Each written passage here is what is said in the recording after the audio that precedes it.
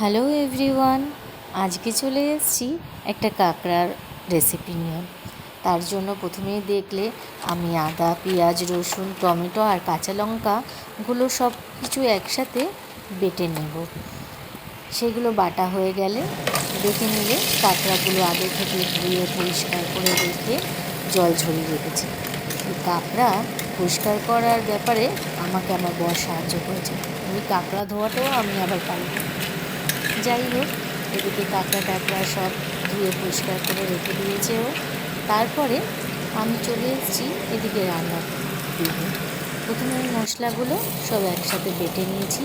সেইগুলো আমি আগে থেকে আধ ঘন্টা আগে থেকে কাঁকড়ার সাথে ম্যারিনেট করে নিয়েছি, অনেকটা মাংস যেরকম করে। এটা আমার পদ্ধতি করে সেইগুলো এবার একসাথে আমি রান্না করব।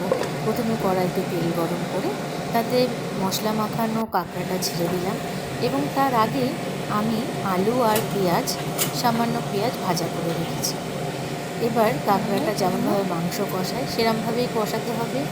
আমি কষাতে দিয়ে মাঝে মাঝে ঢাকনা তুলে দেখলাম সেগুলো কতটা সেদ্ধ হয়েছে এবং মাঝখানে আমি সেই ভাজা আলুগুলো দিয়ে দিয়েছি।